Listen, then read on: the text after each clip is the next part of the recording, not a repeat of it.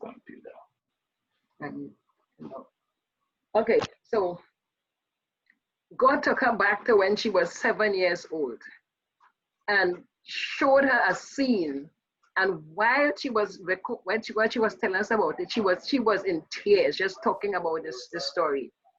And at 7, her sister called her to help her because her sister, somebody took her lunch kit. And while that person took her lunch kit, she called her, which was her bigger sister, and she said she looked at the lunch kit and she was trying to go for it. And when she looked, the girl who took it was 12 of them. 12, like they just bolted from nowhere. And those 12 faces faced her. And at 7 years old, she said she froze and she began to hide. And she was hiding behind these bushes, and she was just hiding. And they were telling her, come out here, come out here, come out here, come out here. And she didn't realize for the next 40 something years, well, no, a piece of that too. She said she was so frightened and so shaken. And then her mother told her, I gave you one thing to do, one assignment to do, and you failed. You are a failure. You are a failure. And she said she began to, at 7, she said, so she would go back to school and she would give those girls all her money, all her lunch, everything.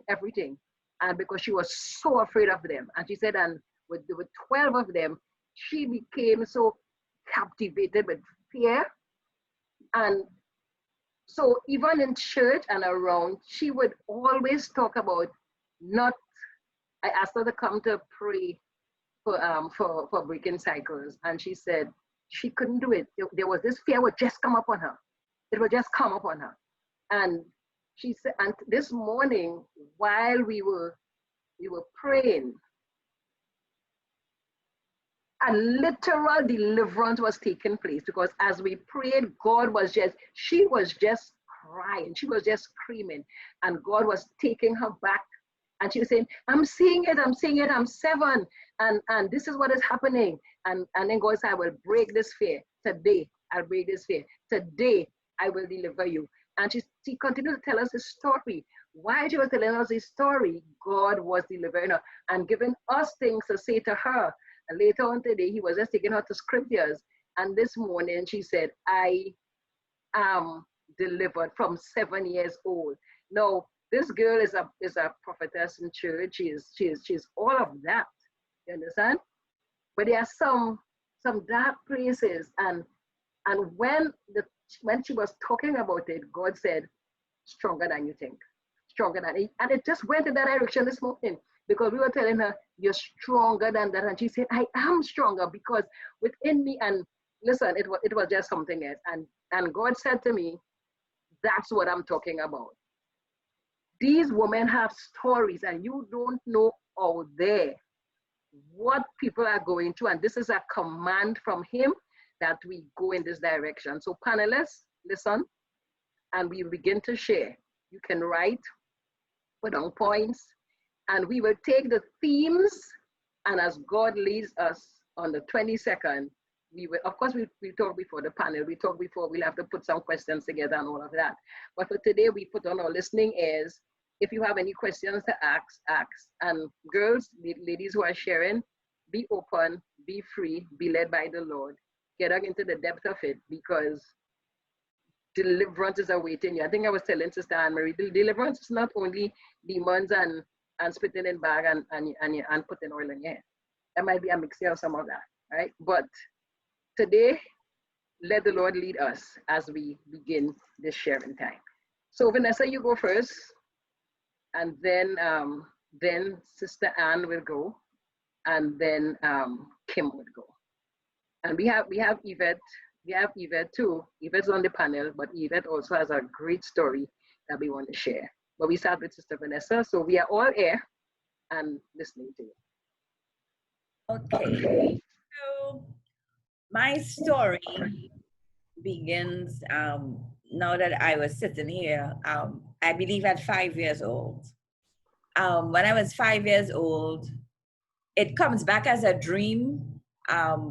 I believe I was molested by my uncle's brother-in-law. I can't remember being touched, but I remember him showing me his private part. After that, I was in, I think we lived in Barataria at the time. Then we moved to Diego Martin. I was 5 years old. And after that, again, I was molested by two brothers that lived on our street. All the young ladies on our street fast through the rush with those two brothers. um, and that was, I think that had to be from the age of what, 8, 9, 10, I believe, that it was going on for. Then at the age of 16, I moved out of River Estate, Diego Martin, and I moved to Tunapuna. By this time, I was ready to take my exams. I attended St. Francois Girls College, graduated. I attended a sixth form day school in St. Augustine briefly, but I was in and out, leaving 1 minute, coming back, leaving, coming to the United States, going back. I found a job. I had a boyfriend, but we weren't intimate that kind of way. I met him when I was 11 years old. We were like best friends mostly. And when I came back to Trinidad, because I got a job, he had just come back too. And come to find out, at that time, that's when we started being intimate with each other. And he had a drug problem that I was not aware of until I started missing stuff in my mother's house. Like my mother's, her paintings and stuff on the wall started missing. And I didn't know. I just didn't. He blamed it on one of my friends that I worked with. They would come and spend the time with me, two of my co-workers at the time, because we were all by ourselves then, because my mother and my sister, they were over here. And I was just alone, right? So I had these two co-workers who were, one, she grew up in the orphanage, I believe, and the other one, she was from somewhere far in one of those like Shogona, some far place in Trinidad. So she also stayed with me too. Anyway, he blamed one of them. Anyhow, I came to find out in January of 1990 that he had a drug problem. I tried to help him and by going to therapy and all that with him, but it didn't work out. I ended up losing my job because I was working at a bank in Trinidad at the time. Trinidad Cooperative Bank it was at that time. In April, I lost my job and I migrated to the United States in April 30th, right? So I came here and lo and behold, I found out, and I was in denial, I found out that I was pregnant. Now, with all that was going on with him selling out my mother's stuff and everything, I felt like I failed my mother. I felt broken. I came to the United States a broken woman. He wanted to have, that pregnancy was planned by him, but not me. He wanted it, but I didn't. And I kind of suspected that I was, but I was in denial of being pregnant. And when I got here, I had one of my cousins who lived here take me to see if I really was. My sister, who was here when I got here, she was like, Vanessa, you was looking really bad when you came here, you know. We were worried that you would, lose your mind. And or that something was really wrong with you because I think my mother asked me to come because my uncle, which is her brother, he called and said, look, Vanessa, looking like she have 10 days to live, so you need to get your daughter out of this country and bring her back up here. But what was going on with me is that I was brokenhearted that I couldn't help my boyfriend. I just felt like a failure, you know. And anyway, so I came up here, and you know, shortly after that, I met my husband. I got here in April. I met him in August. I want to say no, late July. Yeah, it had to be August. Yeah, because that was the year of the coup in Trinidad, and we started dating, and we got intimate like right after we met. Soon after that, oh, I forgot to tell you all, I was pregnant, and I terminated that pregnancy. When I came here, I terminated it, and that was a secret from my mom. I was a few months in, and the people at the place that I did it, they told me that oh, it's not a baby yet. It's just a, it doesn't even have a heartbeat. I remember the doctor was telling me that. I remember a talk in the place, they're talking about somebody was having twins, getting rid of twins. Now, mind you, my boyfriend, he is a twin. He is the boy of a boy and girl twin. But nobody told me it was me. Anyway, I remember that at the place that I had the procedure done, when the doctor turned their back, I opened my file and I saw the picture of the baby. And that messed with my mind for years. I felt guilty, and I mean, every year I would remember the anniversary for many years. I probably got over that, Mazi, about 5 years ago. Then it was a 2-day procedure with that abortion. It was a 2-day procedure, and I felt, even though I saw the fetus, I know I felt like I couldn't back out of completing the procedure. So, I let them finish what they had to do. And, I carried a guilt for many years after that, for that first one. Then I met my husband in August, as I was saying. Soon after I met him, got intimate, and I got pregnant again. This time, my grandmother was living with us, and she knows the sign. She has 11 children. So she knew that I was pregnant, and she went and she told my mom that something is going on with me. So my mom came and she asked me, but I had just found out the day before that I was, in fact.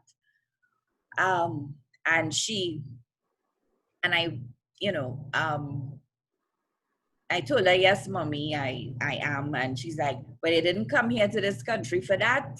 And you're going to get rid of it. And, so again, because I felt that I owed my mother for disappointing her with what went on before. Because I didn't tell her about the first abortion or pregnancy. I just went along with what she told me to do. And my boyfriend, but he was my boyfriend at the time, he was out of the state that weekend. And then when he came back, I had to tell him that. He still decided to marry me, but that was the beginning of a lot of chaos and turmoil in our relationship. So that was abortion number 2. Then in 1 year, and at this time, I don't even know how I was feeling. I don't even know. I just know that I was broken. I was already broken when I got here.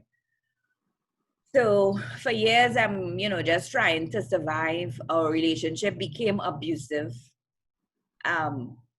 He started to slap me a lot over trivial stuff. I remember there was a time we were in the car, and I was in the front seat, and somebody passed playing music and I just like bopped my head to move to the music. And for that, I got slapped for that because he said that was disrespectful. Let I me just remember. let me just say something quick, Vanessa. Panelists, if you want to say anything in between there, feel free to do so. Okay. Okay, go ahead. Yeah. And yeah, so then it became abusive, you know. My mother-in-law, his mother, she knew about it because I think he told her. But I don't know if it had to do with that she also didn't like me very much either. I don't know if it had to do with that or something else, but she tried to slam the door and hit me many times, you know, on 2 occasions, I believe I would say. And you know, our marriage was very rocky, for want of a better word. It was over a lot of trivial things. He would just lose it, and it would slapping around, and you know, hitting, and just a lot of craziness. Eventually, I got pregnant. This was 91. I got married to him. I got pregnant I started working in 92 and I got pregnant in August of 92, had my daughter in May of 1993. When I had her, it was a normal pregnancy. I remember when she was born, she had to stay in the hospital. There was some kind of blood problem that I still don't know what it was about. But they kept her in the hospital for 10 days. And in my mind, I'm thinking, oh my God, yeah, everybody else going home with their baby, and not even that you could do right, Vanessa. Look at you do something, you mess up again. That's what I'm thinking, you know. Anyway, she came out, and she, you know, after that 10-day stay in the neonatal ICU, and you know, she was fine. She had, the only thing she had as a baby was a little asthma, and that was it. But other than that, she was fine. The other thing that was crazy is that he insisted that he was a better parent than I was. So with all that was going on, every time we had a fight, I would leave and go by my mom. And I would take Ariel with me, but then he would come and pick her up. And I felt that I had to surrender her to him, because at that time, my mom and my siblings, we are all undocumented in the country. So he knew this. So I'm like, I had to just like eat a lot of what was going on to save my family. Again, feeling that, you know, with all that was going on from the past. So he put my whole family through a lot of upheavals. He had fights with my mom.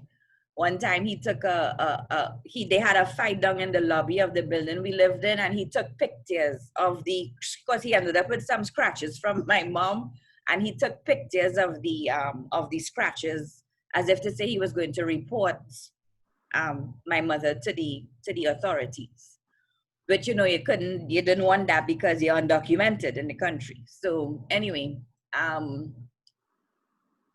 so many times I would surrender Ariel. She spent most of her time with him between, I would say, the age of 1 and 4, when that was the time when at one time I decided I'm going back with him so I could get my daughter.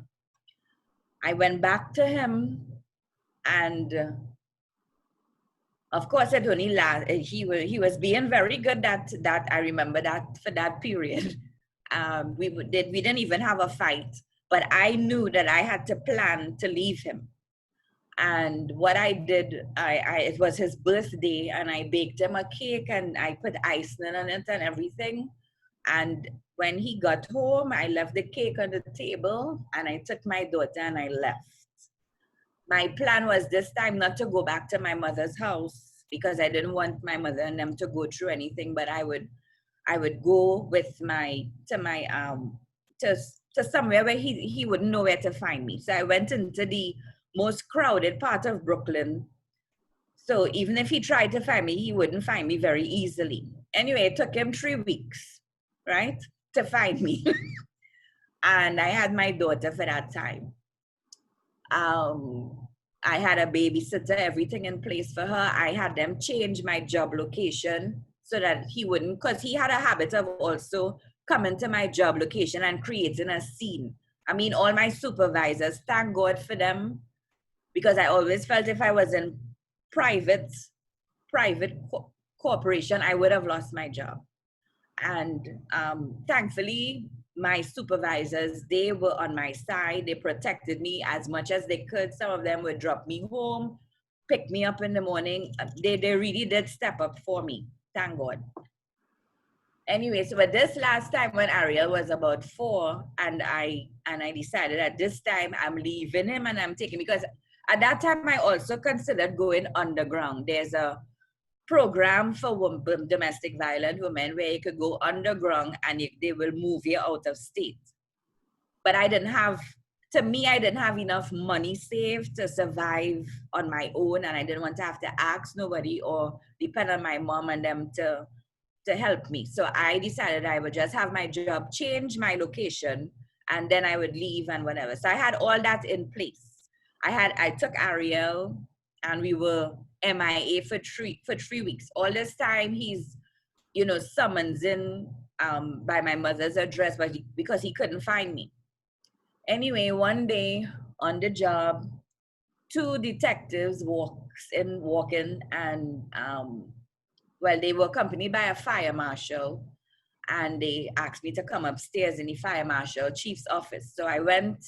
It was a black man at the time, and he spoke to me and he told me, there's a warrant for your arrest and whatever. So I said, okay. And these people, you have to go with them and whatever. So I went with them. We picked up Ariel, and we came and I had to go to court. When I got to the court, at that time they didn't put any handcuffs on me, but when I got to the court, they said that they have to do it because it's procedure.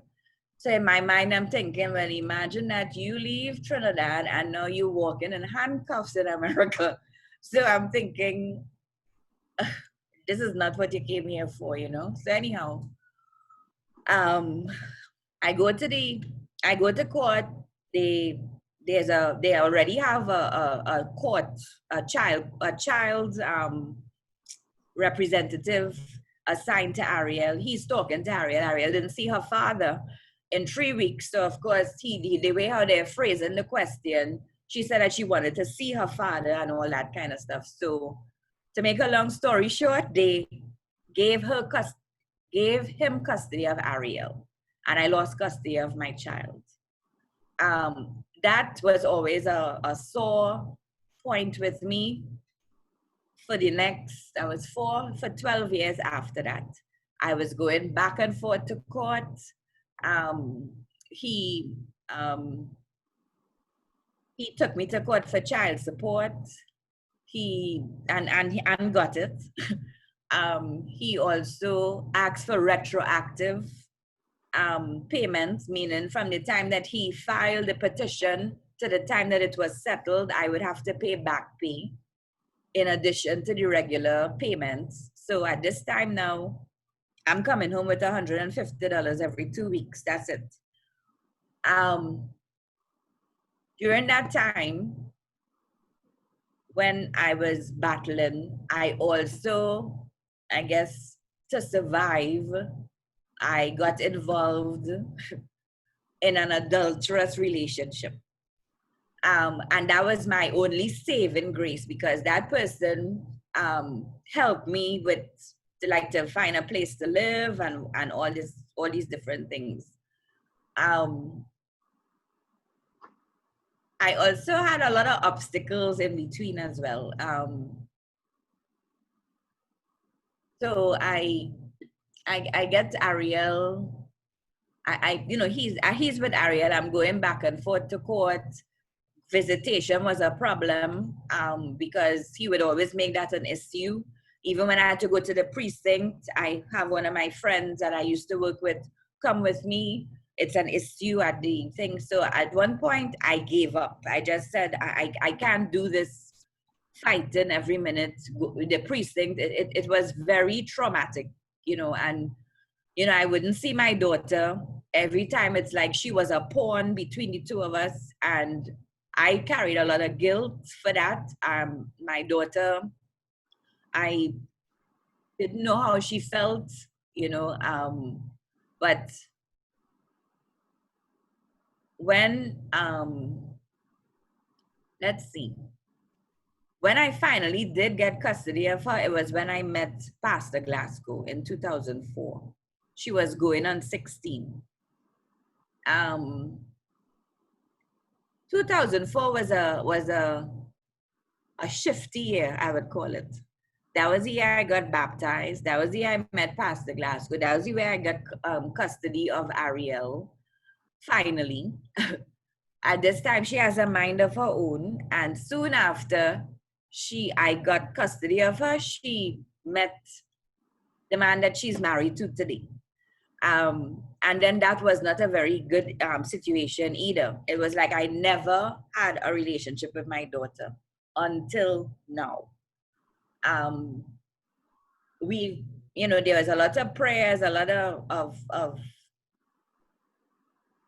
of fights, because the guy that she was involved with was 6 years older than her. And I didn't want to call the police or the thing on him, because it's like she was determined to be with him. I didn't want to lose my daughter again. I ended up making decisions and choices that was not against what I wanted to do, but to keep my daughter. I had this guy practically living in my house at one point. How did you feel during those years when there was no relationship between you and her? What did that do to you?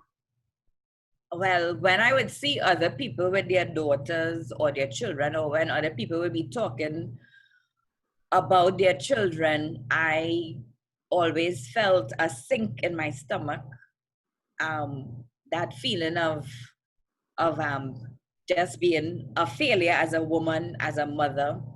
I was judged a lot by many people who say, so you can't fight for your daughter. You didn't, many times I even went to the union who represents us, where they say we have legal representation with the union.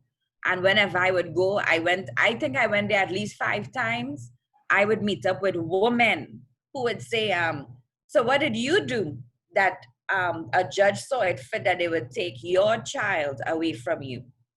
Now, I know that I'm not a drug addict or an alcoholic, but that posed a question in my mind. So what did I do that made a judge see it fit that to take custody away from my child? Right, so one day I took a day off and I went into the court and searched through my records in the family court, and I searched through, only to find that Ariel's father wrote on record that I was an alcoholic. So I don't know if it was that that he said to them that made them, I don't know.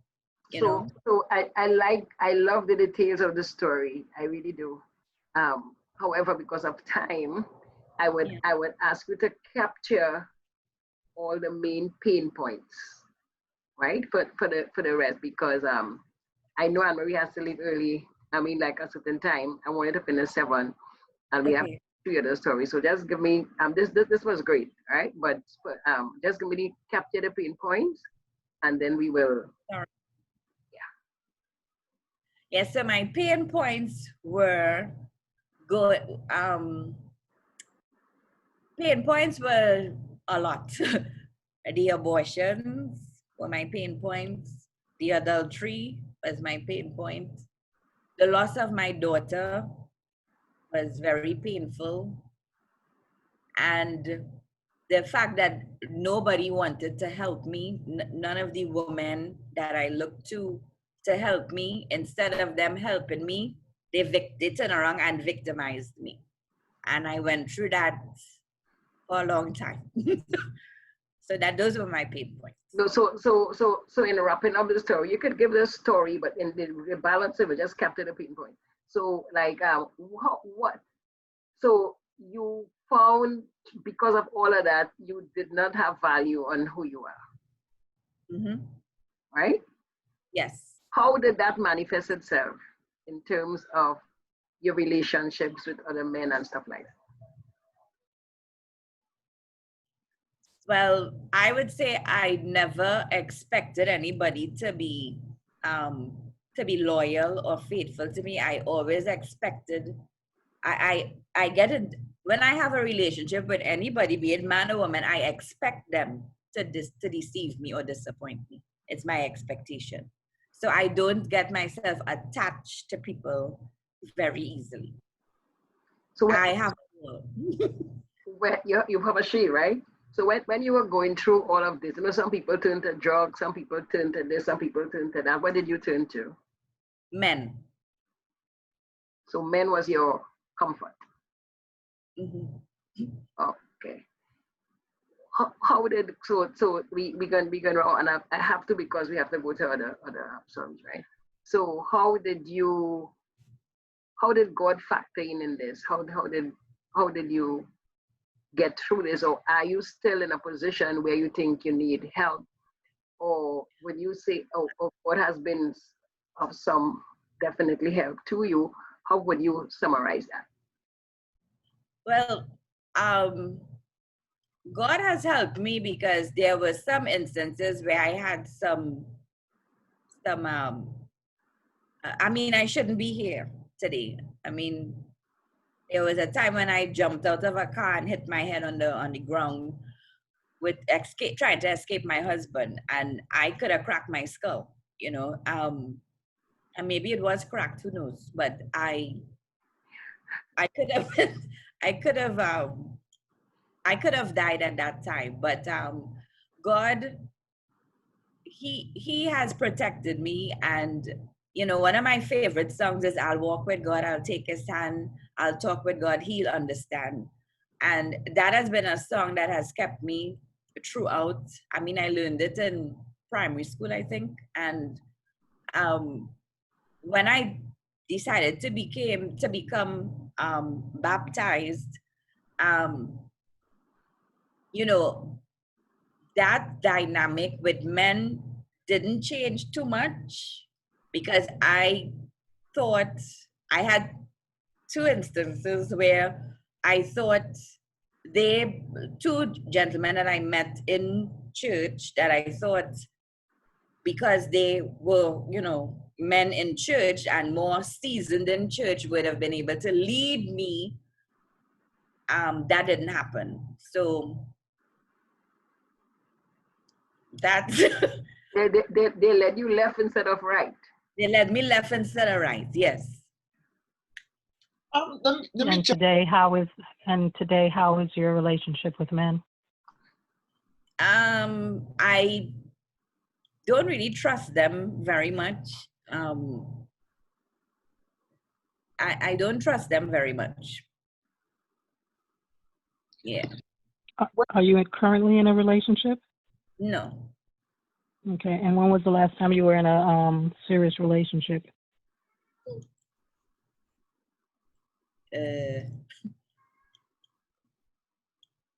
I have to say maybe like 4 years ago. Okay. Okay. Mm-hmm. I think somebody else wanted to ask a question. Pearl. Anne-Marie. I wanted to ask, where is your dad? What's your relationship like with your dad? Do you know your dad? Was he ever in your life? Yes. My dad, he was present but absent. He was there in physically, but the role of a dad wasn't there.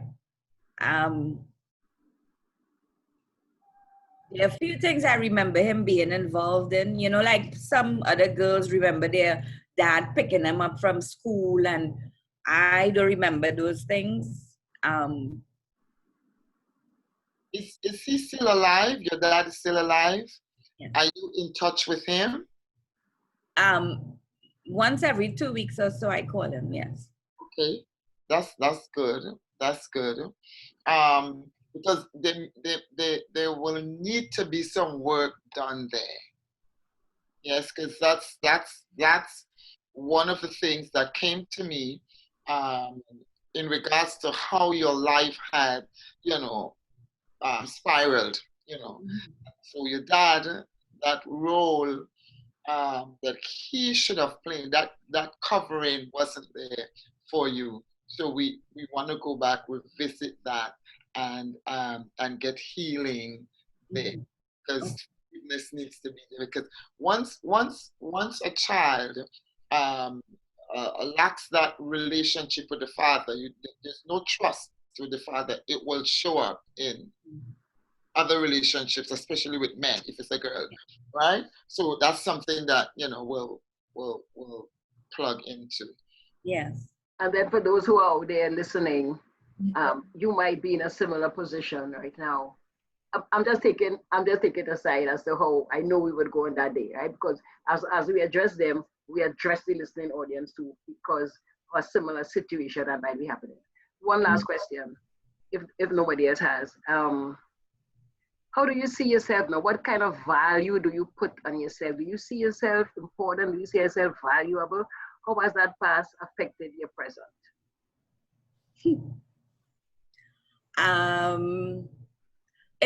I think it's still affecting my present. I realized recently that I have a lot of work to do on me. And so that's why I was willing to open up myself in this conference, because I know that I have a lot of work to do on me before I could be anybody's wife or anything like that. And Okay. what this do? Okay, go ahead, Amiri. No. I was just gonna say that's very good. That's a great place that you've come to in terms of the awareness that you need to work on you and you need to grow. But a lot of times people come to that place, but they never really take the next step. You know, to do something about it and get into a growth environment and be intentional about taking their life somewhere, it is right now to where it needs to be. Get a vision, work purpose, and start moving in that direction, because you're stronger than you think, and I think you're at a good place, and I think you're surrounded with great people, and that the future looks very, very, very bright for you, and you are going to emerge out of this and be the woman that you truly are, because one of the things that my husband did something at church many years ago in terms of value, and he took this $100 bill and he crunched it up and he spat on it and he trampled on it and he even ripped it, and threw it away. And then he asked us at church, is that still $100 bill? And everybody was like, yes. He picked it up, he got tape, he taped it up, and just smooth it out, and it did not lose its value, regardless of what happened to it. It remained valuable. So I know we have others to go to, but your value, God is the one who gave you your value, not your mom, not your dad. It's just like a car. The manufacturer is the one who determines what happens in the car, what kind of fuel it needs, the make, the model, the size, all the maker, the manufacturer, and he determines the value, regardless of what anyone else thinks. Doesn't change it. The value is the value, right? And so God gave you your value. Okay, so no matter, you've been through a lot, but you're still valuable. You have not lost your value. So it's just for you to be in an environment now, which I think you are, where you can recapture that and really heal. Because I listened to you as you were talking into some really painful places that even talking about it just conjured up that feeling and you relive it.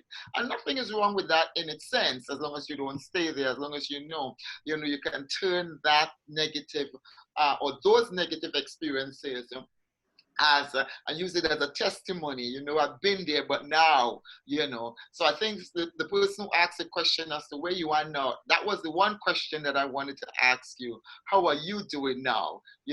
But for the sake of time, well, And I would ask, I might throw a question at Dr. Yvette to say, Yvette, do you think she needs therapy? Well, we wouldn't answer that right now, because of time. And so Well, I would say something very, very briefly. Yeah, There are some very deep things there that needs to be addressed. And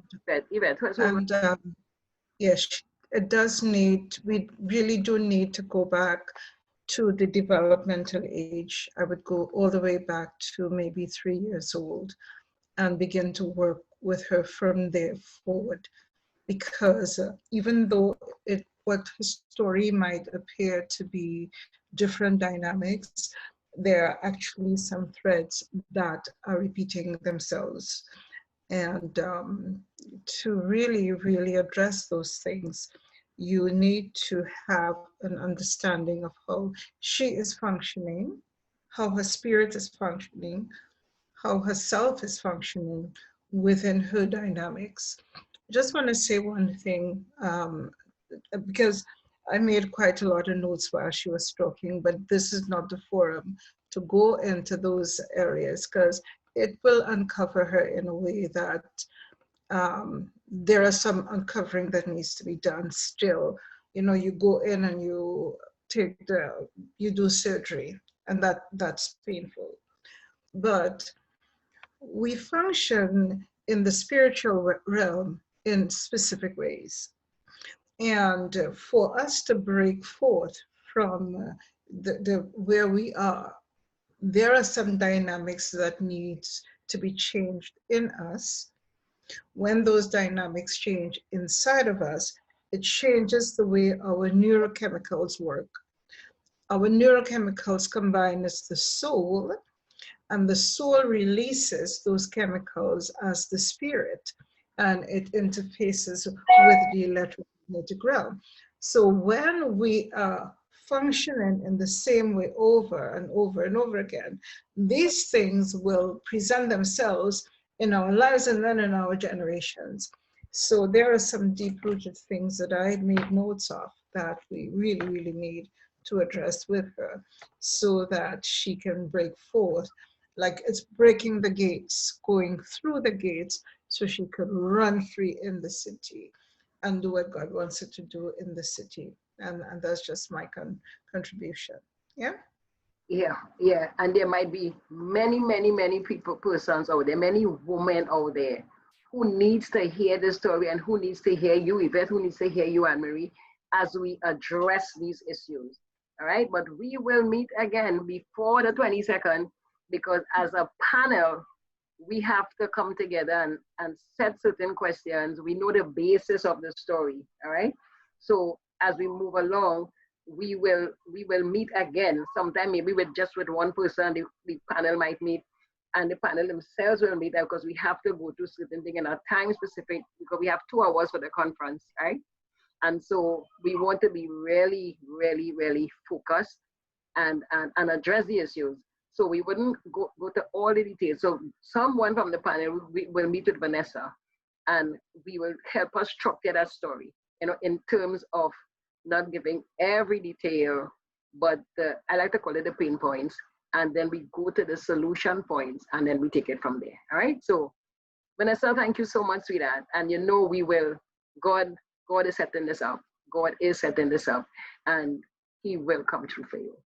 All right, so thank you again. Thank you, panelists. And we go to Anne now and Davis, and we would hear Anne's story.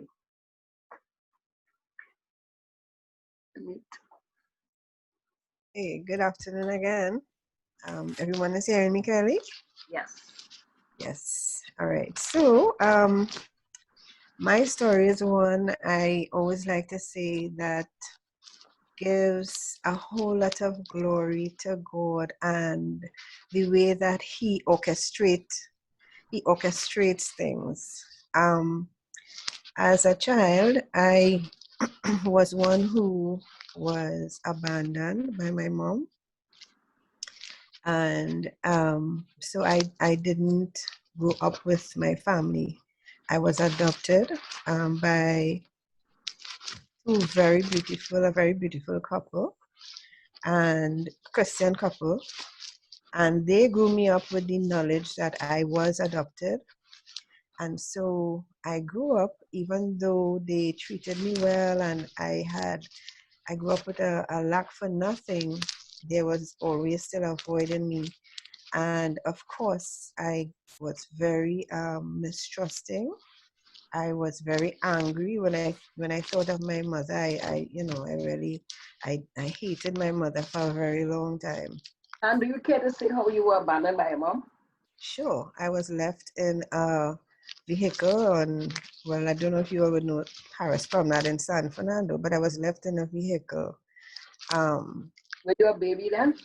Yes, I was a few months, probably around 9 months old, close to 9 months to a year, somewhere around there, right? And so she left me with whatever little clothing and stuff I had on the back seat of a vehicle, a lawyer's vehicle, actually. So it was so ironic when he came to his vehicle, he saw this child crying on the back seat and took me to the police station, etc., and stuff. So, how I came to be adopted by the persons that I was adopted by, the gentleman who adopted me, he was at the police station at that same time when I was found and brought into the police station.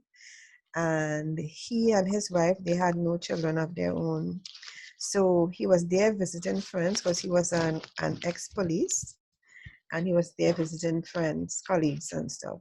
And one of the colleagues said, well, look, we just found another nice little one, so you could probably try to adopt her. And he actually did take the advice. And after, well, I don't know how long it took, but I was adopted.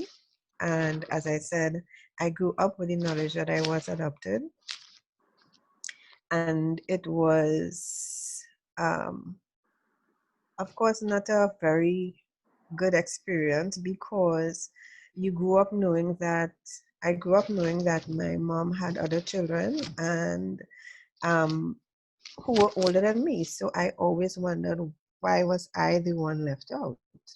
Why was I the one abandoned? Maybe I wasn't good enough, So I always grew up with the feeling that something had to be wrong with me, that something is wrong with me. Why I was the one who was abandoned.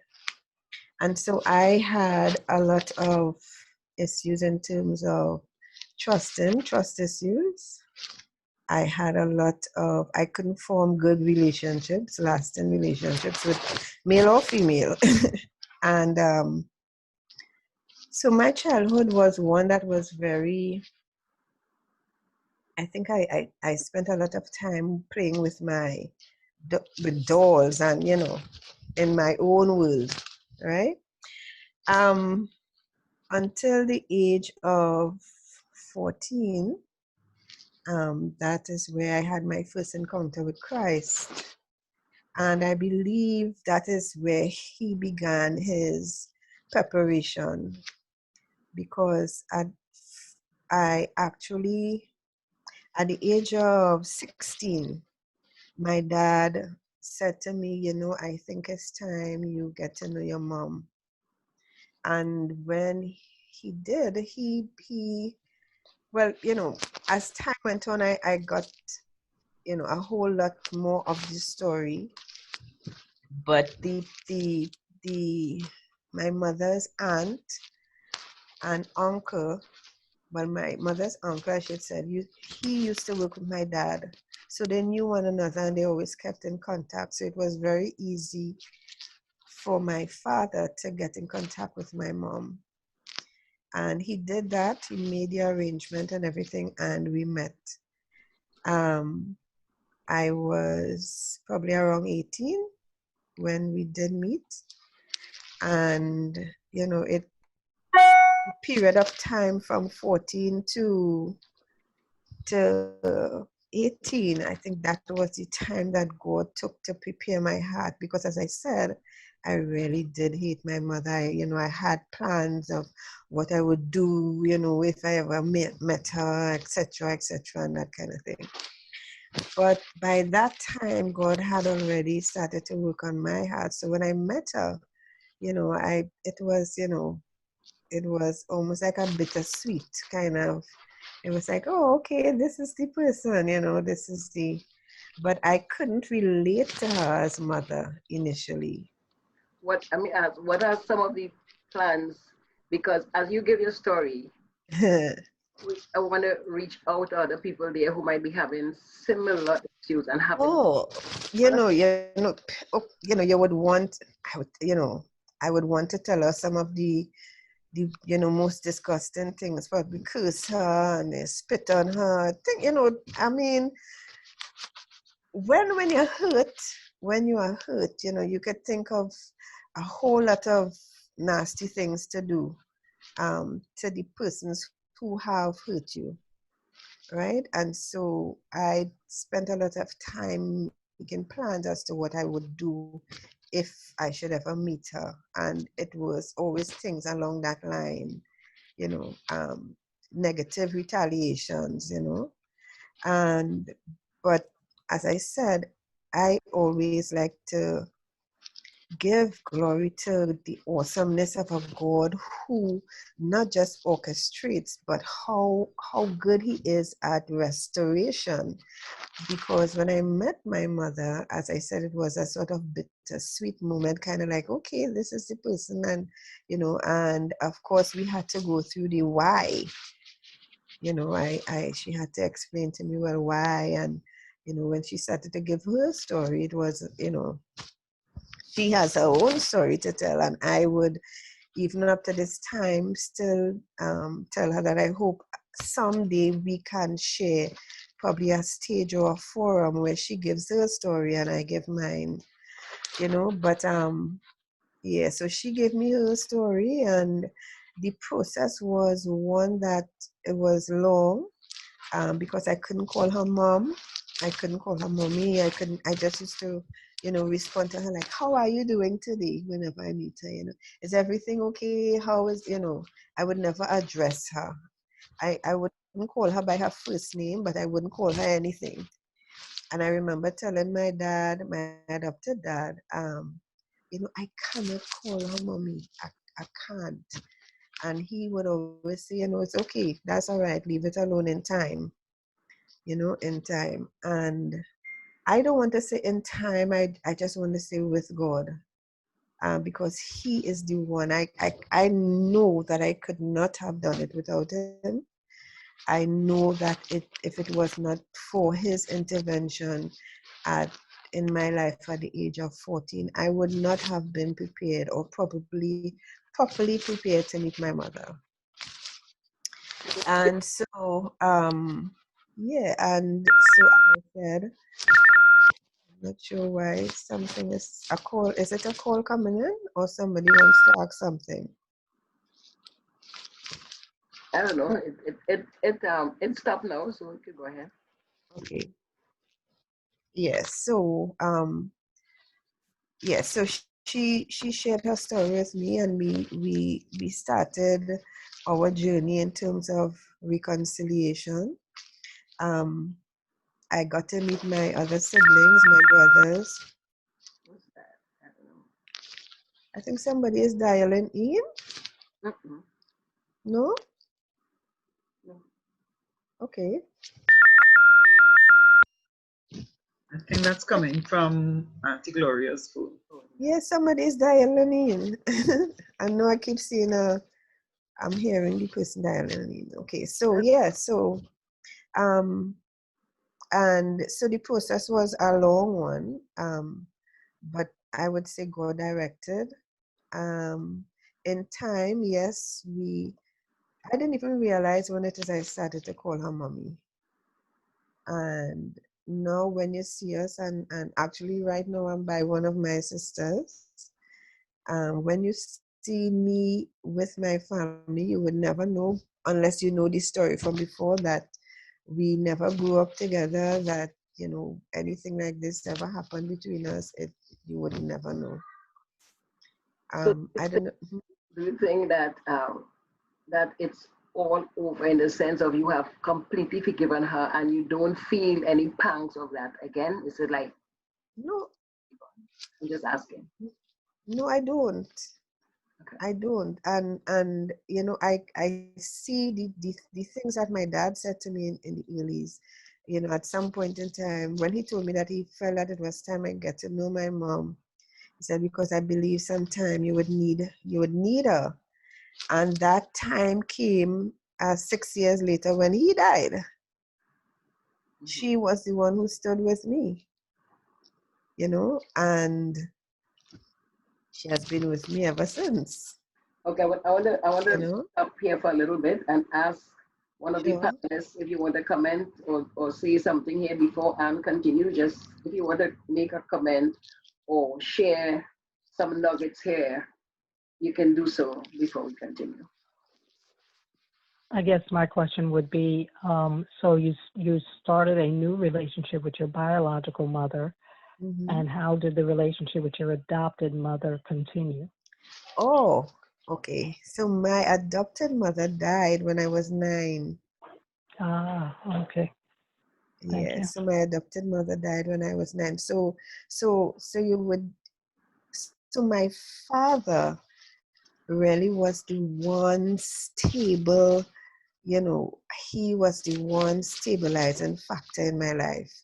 You know, every time I talk about him, sometimes when I start, I get very emotional because, you know, some people say, you know, fathers, they don't have the ability to nurture. Women are the real nurturers. And I always tend to disagree because my father nurtured me.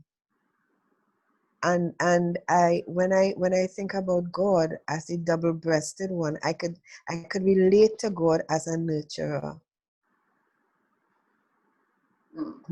There is a part of a man that has the ability to nurture a child. I have experienced it with my father. And so because of that, I always tend to disagree to those things. Now, that's just my experience.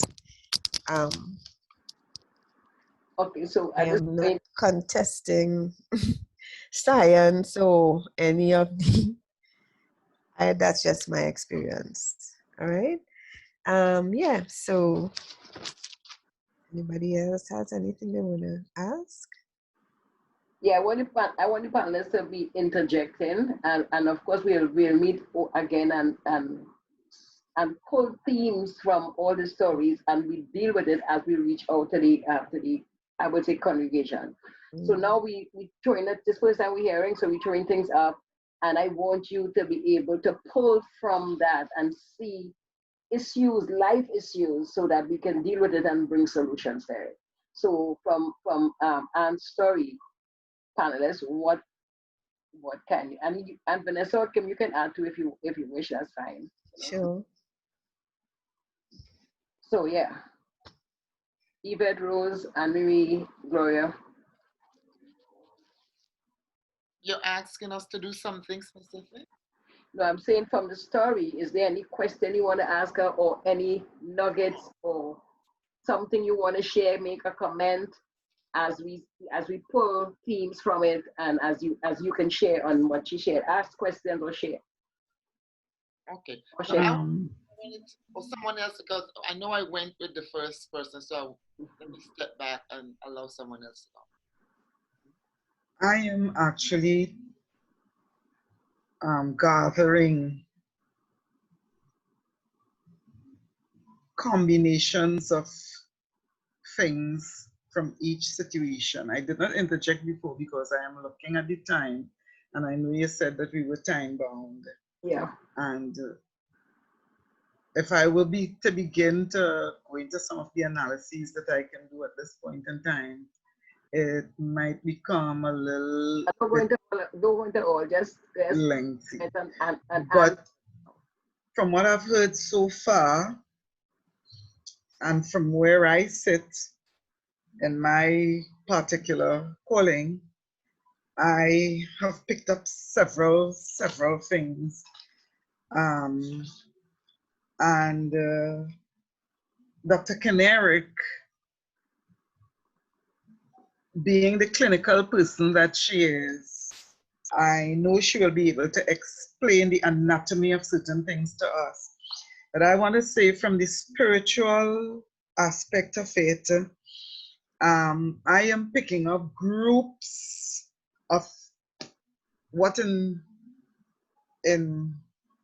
religious language or church language we call spirits, but we understand from all of the quantum physics, and this is why I alluded to all of the quantum sciences, and this is why I alluded to Dr. Kenerick, because I know she has that down pat. And I am seeing groups of collaborating and corroborating energies that we call spirits that are interlocked and intertwined and work as groups. And when there is one particular one, there is a leader, there's usually a group of them that act together. And I'm picking it up. I picked it up very clearly in Vanessa's story, and I'm now picking it up in Anne's story. So I won't go into the details now, but I am saying that there is this thread and the lines of energy running here. Like, for instance, Vanessa started off, and the first thing I picked up in her story was the abortion. And very quickly, what the Lord taught me is that in tandem with abortion, there are a group of spirits, we call spirits, or energies that work together. And she did talk about chaos, she talked about incompletion, and they're all part of that group. Because you see, what abortion does is to terminate life. And the Bible says that if you, and this is not to make you feel guilty now, Vanessa, we're doing the anatomy of this.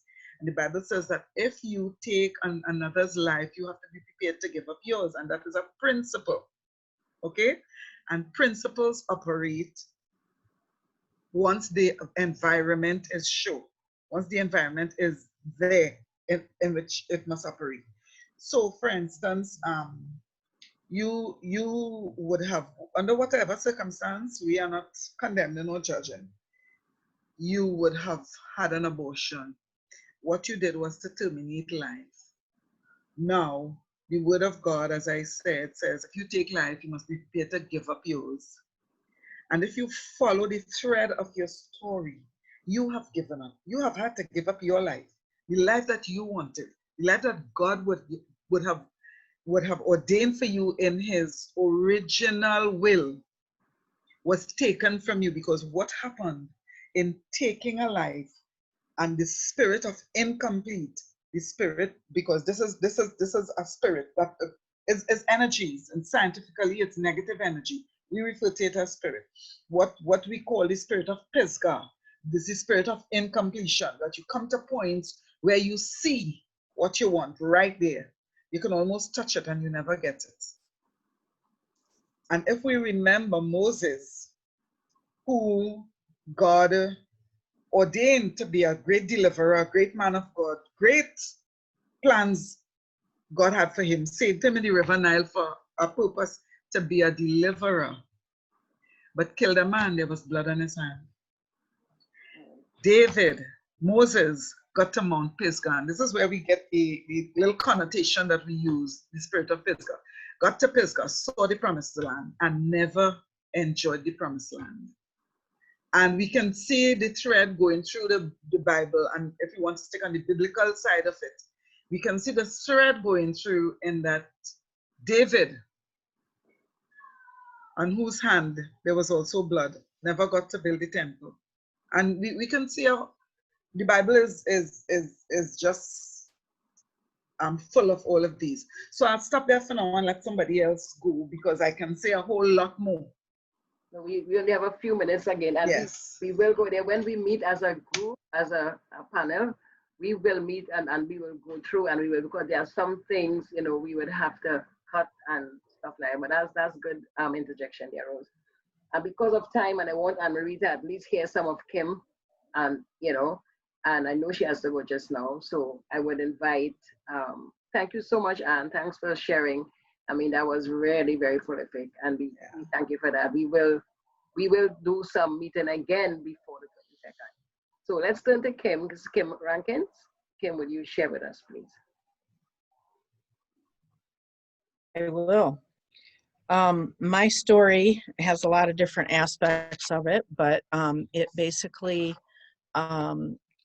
is around the relationship with my son and what my son actually has gone through, and how God has grown me as a mother and as his daughter. And it starts way back. I mean, when I first met Pearl, my son was 14 or 15, and it was actually his idea to go on this mission trip to New York. He's always loved the big city, and I thought, great, this will be a great time to have some, you know, mother-son time. And he was started having this girlfriend who was kind of obsessive. We did along the way find out we had taken him, he was having anxiety attacks, and so we took him to a Christian counselor, which was very helpful, and he was diagnosed with atypical OCD. So not the washing and counting, but the anxiety level and the obsession was being with this girl. And there's a lot of different aspects with that. But anyway, she was also controlling. She wanted him and her in a bubble. And eventually he left home. Well, it's hard to even say that he left home at age 16. He just stopped coming back. He would stay overnight at her house. Her parents, I guess, were good with it. I had made phone calls and said, well, we don't do that. And, you know, send him home. There's no reason why he can't come home. And there were lies involved. He would tell stories, and they thought that we were all monsters. And, you know, so that was kind of crushing, and we just, things that we did not understand. But anyway, it got very serious, where we had no contact with him. He was gone for about 6 months. We had people who were helping us, teachers and counselors at school, that we had relationships with. We knew them quite well. They knew him. They would kind of be our eyes and ears. And, you know, we would get a phone call every now and then, you know, hey, Scott's still in school, which was good. He stopped going to the counselor. And at that time, we realized that we needed the counseling because we didn't know how to deal with this. And it was very helpful just knowing that, you know, it kind of kept us on the same page. So my husband and I, because of course that, you know, causes issues. You know, we should handle it this way, that way, tough love, not tough love. We went through just a lot of different aspects with that. And so the counseling just helped us to really come together. Counselor just knew what questions to ask. Sometimes I'd go there and just like, we don't have anything new to talk about, but just very good prompting questions that kind of kept us on the same page. But it just, the pain points, we talk about pain points, were, you know, really losing our son. And, you know, we've had, you know, we have families that that hadn't even divorced. And so this was something new for both my husband and I, and to kind of lose that expectation that, you know, what your son, you know, you have these things that you imagine that, you know, father and son are going to do these great things together. They both love cars and they're going to do this and that. And so you really lose that. So it was like a death. God just really grew me in that time, showing me that he loved my son even more than I did. And I learned to really just let go, which was just so counter cultural. And he taught me to just have that peace as I did that. The situation had gotten so bad. I remember being at the church. I was on staff in my office, and I just cried out that I can't do this. Do I have to take a leave of absence? Because it's so consuming me, this whole situation. Every day there was something new or something new going on. And I just begged God to just, you know, lift it. And he did. I was amazed. I didn't necessarily notice it right then, but I did start to notice that it wasn't so all-consuming. And I would go to prayer. I would pull up my Bible. I was, you know, I had taught inductive Bible study for years already. So I just really went to the Word, and it just drew me closer to God, that he really knew where I was. Not just me as one of many, but he knew exactly where I was. Before this time, I had been in a Bible study, and the assignment was to go on a walk with God. And all week it had rained, so I left it till the last day before class. And I thought, well, I'll take my umbrella and go on a walk. And a little ways into the walk, on a walking trail near our house, I took my umbrella down and thought, oh, it's not even raining anymore. Great. And by the time I got to the end of the trail where I was going to turn around and come back, there was just an opening in the clouds, and the sun just shone right down on me. And I kind of looked around and I looked up, and I was like, wow, there's just this little tiny hole in the clouds. And I had been just singing, worshiping, talking to God, and it just stopped me in my tracks. It's like, God, you know exactly where I'm at right now. So that was really a turning point for me, until I get very emotional about it.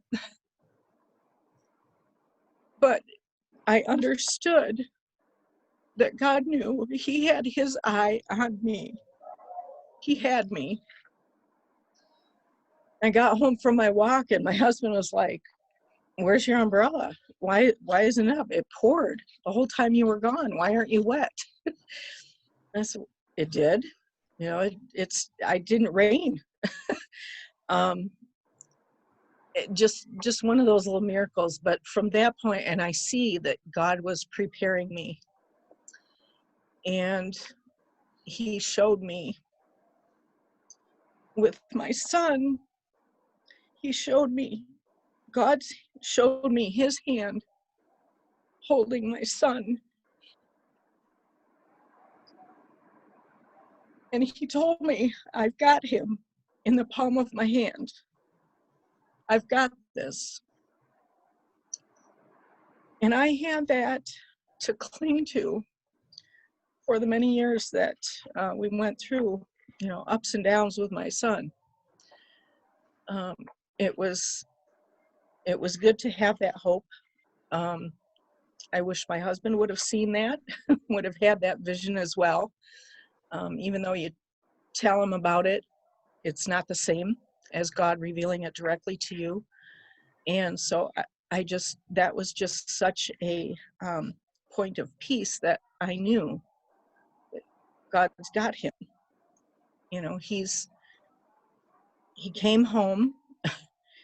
After the 6 months where he was gone and we really didn't have any contact with him, he did came home and we asked, and he just said, Mom, it was like I was in a fog. I knew what I should do, but I couldn't. It was like everything was blurry, everything was dark. And it confirmed that it was warfare. And that's what the enemy does. He tears apart families. And he thought that he could get to me by taking my son. But he learned that, nope, that's not how. I wasn't going to give up on that. He wasn't going to win that. This is God's battle. And so he did come back. It's been ups and downs. He's in another relationship now. It's been about 5 years. This one isn't much better. This one is quite abusive. She's quite abusive to me. She has cursed me out. She has thrown things at me. One thing that God has taught me in both instances is He has told me, love her. And I remember driving in her, even with the first one, it's like, I can't pray for her. I can't love her. She's evil. And God just kept telling me, love her. And I said, okay, you have to do it. And he taught me how to love someone who is unlovable, because he resides in me. It's him loving her through me. And it's very difficult. And he is teaching me that again. And I continue to love his current girlfriend. They have 2 children now, 2 girls who are beautiful. I haven't seen the 2-week-old yet because she is using COVID and just different things as excuses to, they're not even letting us come and see her through the window. But I continue to pray for her and love her, and just know that God's in control. He continues to teach me. It's a tension point with other family. I've had arguments with my mother because my mom says, well, you let her, just stomp all over you. You just back down. And it's like, no, it's not like that. I am called to love her, whether she deserves it or not. And others don't understand. My husband doesn't understand. But God has also given me opportunities to be bold as well. And to, it's quite clear when he opens the door. I kind of in my mind just asked, really? I can say something this time? But he gives me the words. And at times she actually responds. And it gets her attention when I do stand firm and say something. So I don't feel like I'm being weak, even though others see it that way. I just have to be content knowing that this is what God has called me to do, and I will do it. It's not easy. It's difficult. Our son, has to keep her happy. He knows, what she's like, obviously, but he avoids conflict at all costs. And we've had the opportunity. I've just said, just once in a while, it would be nice if you would stand up and just say, hey, that's my family. That's my mom that you're talking to that way. That's my dad. That's my sister. That's my family. I love my family. Just like you love yours, but he doesn't. So we just have to accept that and continue on. But even in these difficult situations, God gave me the words, peace beyond understanding. And I argued with him. I said, that's not the right words. I looked it up in the Bible and it's not that, those aren't the words. but he said, those are the words for you. And he even, I jokingly in my journal wrote it down and said, that sounds like a book title. And I think that you know, he has even given me chapter titles, and has told me that there are many women that need you, that need your story, that need to learn how to come to me and have that peace beyond understanding. Even in this storm, even in that storm, in this situation, that circumstance, everybody's is always worse, you know. Our own is always seems worse. And we think that God can't help us through that, but he's there, and he grew me. You know, some people say, oh, I wouldn't trade it, I wouldn't give it up for anything because I grew so much, you know, I grew closer to the Lord. Well, I agree, I grew closer to the Lord, but I would have rather not go through that and not continue going through that. Can I jump in a little bit? Because I have to leave in about 5 minutes. Yes. So if I can just get in a little bit and ask this question: how are you doing now? How are you doing now? I am getting by, is how I feel right now.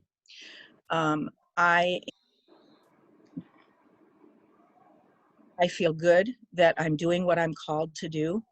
It's hard. Relationships, you know, especially with family, shouldn't be this difficult. And I have to walk on eggshells with that relationship, with those relationships. Okay. So one of the things, I've been a pastor for over 25 years.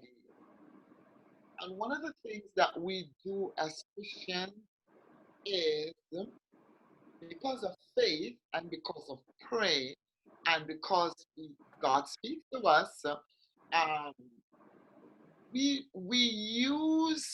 can use the word, and God told me this, and I'm not saying that God doesn't speak to us, but when I listen to you, yes, you are trying to cope. Mm-hmm. Trying to cope, right? You are not doing well.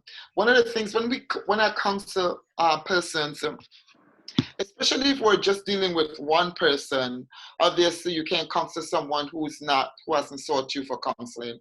And so, but one of the things I will always say, let's find a way for you to feel good about yourself. Yes? It can be a terrible situation. It could be like the worst situation, but you can feel it, because it's what you feel. Yes, what you're feeling. You're feeling disappointed. You're feeling ashamed. You're feeling, and you want to feel it. You know, as opposed to just tucking it aside. Oh, I'm supposed to love her, and you're supposed to love her regardless. You know, that's what we should do, right? But you want to feel it. You want to acknowledge it. You want to, because that's the only way you are going to be able to rise above it. Okay, and process it. How old is your son now? He's 28. That's a grown man. Mm-hmm. He's gone. Mm-hmm. See, this is the tough conversation that I would have with you if you were sitting in front of me. Yes, you have to see him as a married man. He's gone. He's made his decision. He's gone. He's a man, and you just have to let him go, and you let him make his choices. Now you have to work on you. You've got to focus on you. You've got to get your healing, and you can't hide behind the word. Okay, you have to be healed. You have to be able to come to the place where you are able to say, my son has made this decision. I love my son. I support him as best as I can, but I'm going to be happy with my life. And I'm going to move forward with my life. And whatever needs to happen for you to get to that place is what I hope this entire panel will be able to help to get you to that place. And I'm believing God that when all this is said and done, that's where you're positioned. That's where you are going to be positioned. You're not going to work. Well, I shouldn't say worry, but you can pray for your son. You know, as parents, we are the intercessors. We pray for them, but you don't get involved in their life.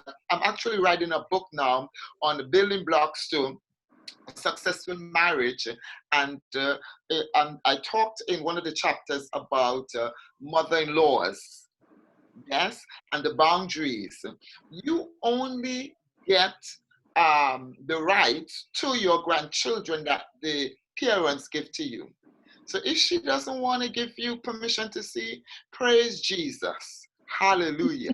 Whenever she's good and ready, I'm going to be the good grandma waiting right here. If she doesn't give, that's their right. That's their right. So I know I have to run, but I know we're gonna be able to walk with you through this. But you're gonna be fine. I could see it and I know it. When this is over, you are going to be able to truly release your son to the life that he has chosen. You're going to be able to truly trust God, trust him. You don't pray about him and then worry about him and then get involved in the stories and all of that. Truly release him, so that you can focus on your life and focus on, do you have other children? Yes, a daughter. Right? And focus on your marriage and because our children are short-term relationships we have with them. Your marriage is long-term. Yeah? Don't let your relationship with your son destroy your marriage. Focus on marriage. Get back to that place. He's already made his decision. He's going to pray for him, love the girl, love the family that they have in. Focus on your marriage. And I've got to run. Ladies, it's such an honor, such a pleasure.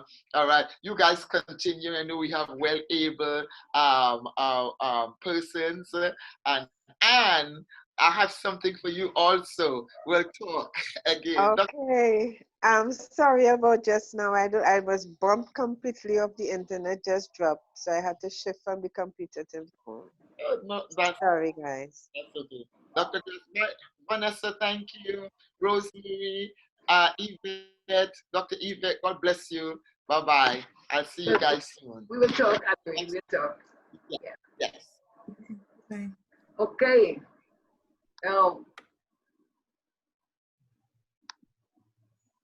Okay. So I know we are all having to wrap up just now, but I don't know if anybody else want to say. Wait, where is Kim? Oh, she's up there. Anybody else want to say anything? Kim, Auntie Gloria, you want to make any comments, and Kim, before we go to Yvette, Dr. Kennard? I'm actually going to have to jump off too. I remember I told you I have a 7 o'clock meeting.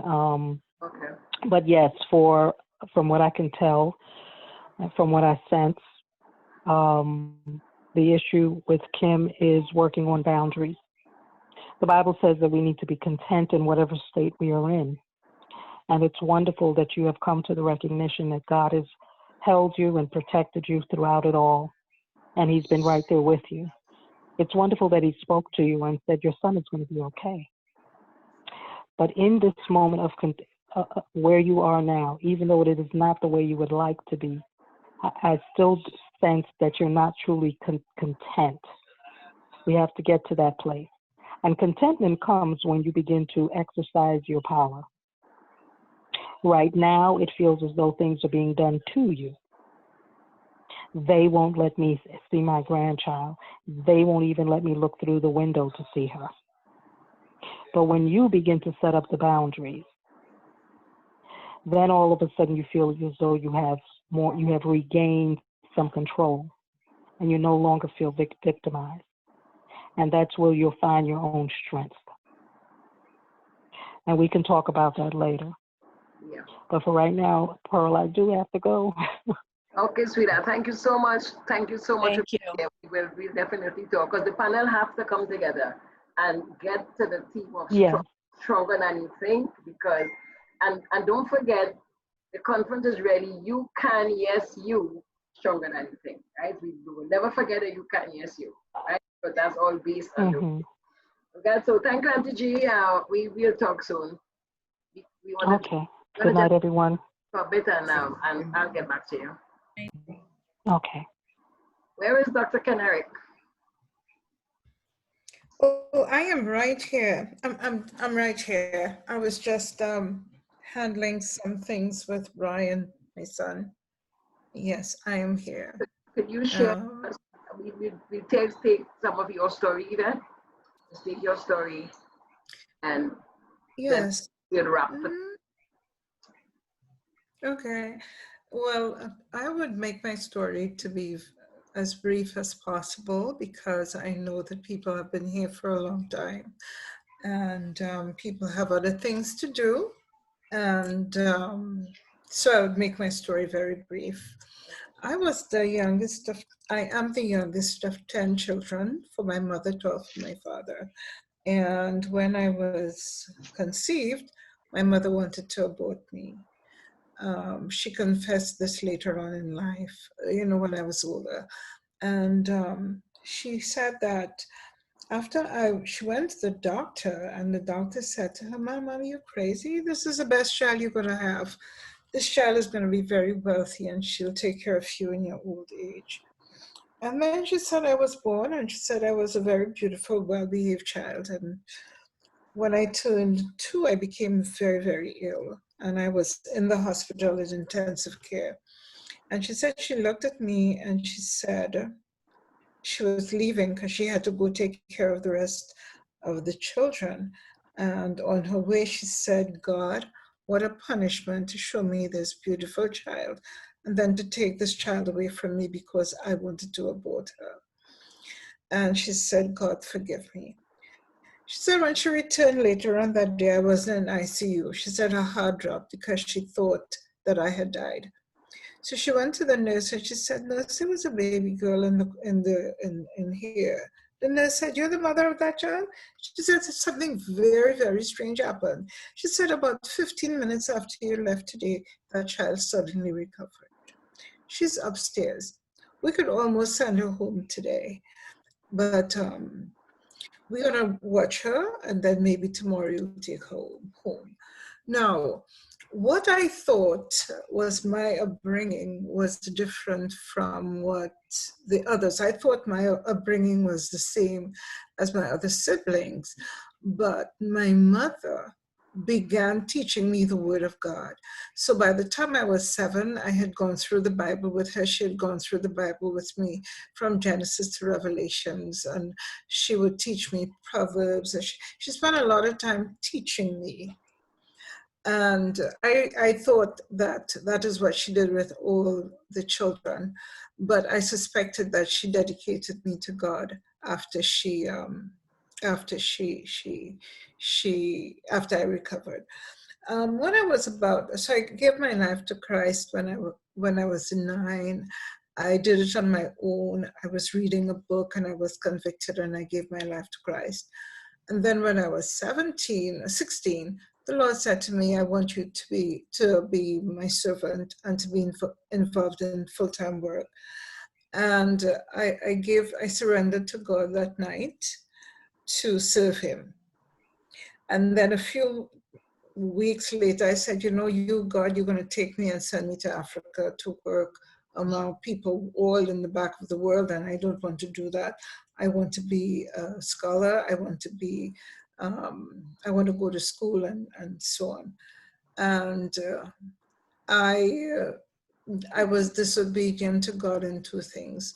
One, he told me to leave the church that I was in, and I didn't want to leave the church I was in. I felt that I was going to be, I would offend the elders and the people in the church, so I just didn't want to do that. So I stayed in the church, and there is where I met my first husband. who is now deceased. We got married when I was 20. And that was the beginning of abuse. I cried almost every day of that marriage until the marriage ended. And there were times I was saying, God, all I need is someone to love me. Just send someone who would love me. That's all I'm asking for. I don't need anything else but that. The abuse worsened, and then coming towards the end of the marriage, he began plotting ways to kill me. So, and I went through all kinds of abuse. My stories are very, very, very horrific. It wasn't just slapping, it was training a dog to attack me, tying the dog at the foot of the bed, leaving me there with the dog yapping at me all night, waking me up in the night with a gun by my head, and making me look at movies of unsolved murder and telling me I'm planning to kill you. But when I kill you, I don't want to be found out. So I'm looking at these movies. So come and look at these movies with me, because I'm going to be using one of these means to kill you. He would go out, he had women, he would come in the night and say, I told you don't sleep while I'm out because I plan to kill you and I want you to know when I kill you. And that went on for many years. Interestingly, he was a pastor, or what is called a pastor, preaching in the church. He abused me all day, all night on the way to church, and then he would get into church and he would pray. But my story is really a story of the glory of God. And as I said, I would be very, very, very brief. In the midst of the abuse, I said, God, I did a little bit of science one day to figure out what was happening, because I felt that there were too many coincidences that were converging to make life very difficult for me and to cause the abuse to happen.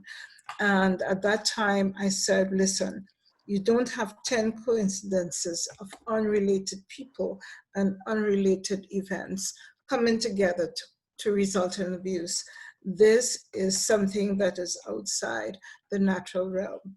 It is not coincident because according to the law of probability, random acts do not happen consistently 10 times in a day. And I didn't know anything about spiritual warfare or anything like that. But I didn't know that I was a prophet. I had been able to see, I was seeing the spirit very early. I knew things before they happened, so I knew I was a prophet, but the gift was nurtured because in the church that I attended, they said that prophets no longer exist. That was in the Old Testament. We are in the new dispensation, and there are no longer prophets. Furthermore, women didn't speak at all. They were silent in the church, so therefore there wasn't any avenue for me. And I didn't mind because I was schooled into accepting that position. However, when the abuse began to worsen, I said to God, I remember saying to God one day, God, I wanted you to teach me. And shortly thereafter, he said to me, do you believe that everything about me could be contained in that little book you call the Bible? I said, no, it couldn't. So he said, okay, I will teach you. He said, close your Bible for a while so I can teach you. And he did. For the next, I would say, ever since then, which I would say 30 years ago today, God taught me every single day. Every single day I learned as much as 10, 15, 20 new things about God and about the spirit realm, so that many, numerous things that I've learned, it's not found in textbooks. Some of the things I am not able to reveal because, you know, people are not at a place where they could receive it. But the abuse what became the tool that brought me into absolutely close relationship with God, and a walk that depended on God every single waking moment. For example, the day that my husband tried to kill me, I woke up, God woke me up early the morning and he said, if you don't leave the house today, I want you to leave at this particular time. He gave me a time. And the time was important because those are the times when angels change shifts. Angels change shifts every 3 hours. And when they change shift, there is a 15-minute in between time when they're changing shifts. That shift is also changed in the realm of darkness as well. So there is a weak point at that point for the spirit realm, the realm of darkness. And he gave me this time and he said, if you didn't leave, you'd never leave again. And I really wasn't taking him on very seriously, but about 5 minutes to the time, my phone rang and one woman called me and said, Yvette, I don't know what's going on in your home, but God told me to call you and tell you that he gave you instructions and he expects you to listen to them. And I put the phone down and then the phone rang again within 30 seconds. This time it was Rosemary, who didn't know the first person who called me. And Rosemary said to me, Yvette, Father told me this morning that he gave you some instructions and he expects you to listen. And I put the phone down again and 30 seconds later, the phone rang and there was another person on the phone and she said, Yvette, I don't know what's going on in your house, but God said that you have to leave that house right now. And when I looked, it was the time when God told me to leave the house. And that day was a day of, again, miracles and talking to God. The long and short of it is that after 3 or 4 days of being held in the house with a gun, he didn't want to use the gun that he came with because the gun belonged to the woman that he was seeing and who he eventually married. She was a policewoman. He didn't want to use her gun. So he was waiting to get another gun to use on us. He was planning to shoot us while we slept and then burn the house down so there would be no evidence left. Well, God followed his plans, and I remember 3 days before that, Rosemary came to me and she said, God told me that he does have a gun, but Rosemary prayed that his plans would be turned upside down and it will be foiled and fumbling, and exactly what she prayed happened. So long and short of it, we came out with our lives. The house was burned, everything we had, and we became fugitives because at that point, he began chasing us and following us and doing everything to try to kill us. I remember a few days after that, he followed me. I was staying by one of my sisters and he called and he said, I know where you are and I'm coming. And when I come, I will end this. And my sister called one of his brothers and begged his brothers to intervene. And the brothers did, and they were able to keep him away for the night. And then the next morning, one of the brothers said, you know what, I have to go to work. I can't babysit him. He's a big man. And I knew he was coming over to my sister's house, and I was at the house with the children alone.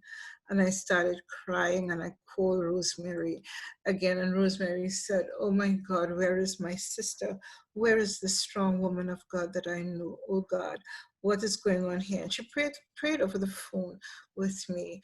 And she was able to call one of her friends to intercept him and keep him away from us. And we were able to get away. My brother had one of those, what we call trucks here, and his wife came and got us, and we lay flat on the ground, on the floor of the truck, and we were able to pass by him. And it was a very, very traumatic time, because there you are, you've lost everything that you ever own, and there is someone hunting you down, trying to kill you. And then as time went on, I went to work one day, and when I went to work, the vice principal, she's now deceased, she called me and she said, Mrs. Goker, we're going to have to ask you to leave. You can't work at the school here anymore. Your husband knows exactly where you work, and we have reports that he's been following you, and he's been coming and looking at the school, and we are afraid that he will come here and shoot up in the classroom, and then we'll have casualty. The children, your presence here is putting the children at risk. So we would have to ask you to not continue working here. And it was a very trying time for us, but I would say that at the end of the day, in all of it, it was always and only God. I remember the night that the house was burned. The doctor had given my sisters some sleep medicine to give to me, but they were so confused, they didn't understand, and they didn't give it to me, so I didn't sleep. And by 3 o'clock, I woke up and I walked outside and I looked up at the skies and I said, God, I do not have anything but you. And just you and me alone, that's enough. And my sister gave me a Bible, and because she said, I know you read the word all the time. So she bought me a Bible and she bought me some makeup, because I always made up my face. I made up my face because I was abused so badly. There were times what he would do, he said, I know how to beat you and not leave marks on you. So he would hold my mouth down and hold my cheeks in, so that I would be biting my cheeks. So my face would be swollen, but there is no outward sign. How could you explain to anyone that there is someone who is making you bite your tongue? How could you explain that to anyone? Even I want you to start a wrap, because there's another meeting on this line and another yes, so yes, and I'm about to do that. But at the end of the day, my experiences led me closer to God, and I am who I am today, and I'm happy for what he did in my life. Those were crosses, but those crosses were bridges and stepping stones to the pathway of success that he has created for me. So I really want to thank you for the opportunity, for sharing, and I hope that people are blessed by what we shared here today. Amen. Amen. I know if I give everybody a chance to talk now, that that you will say the same thing you just said. This has been tremendous, and what I can say is that our road ahead between now and August 22nd, we know God will take us there. This has been tremendous. Thank you, ladies, so much. Thank you, Anne. Thank you, Kim. Thank you, Yvette, Vanessa, Rose, and the others that has left. But I really want to thank God for you. And we continue to look to him, because this is going to impact the world. I know it. And so let's continue in prayer. Thank you so much again. It's just that somebody has to use this line right now, and I am already late on it. So they are actually coming in. And I just asked them to give me a few minutes. So thanks again, ladies. And thank you, Father, for all that you have done. In Jesus' name. Amen. You're going to hear from me soon. I'm going to call you all, text you all, and say when we would meet again. Thank you so much. And always remember you are stronger. Than you think. Stronger than you Hi, think. Kim. Thank you. Good night, ladies. Good night. Thank you very Good much. night. Evening, everyone. Have a good evening. Bye-bye. Ciao. Amen. Thank you.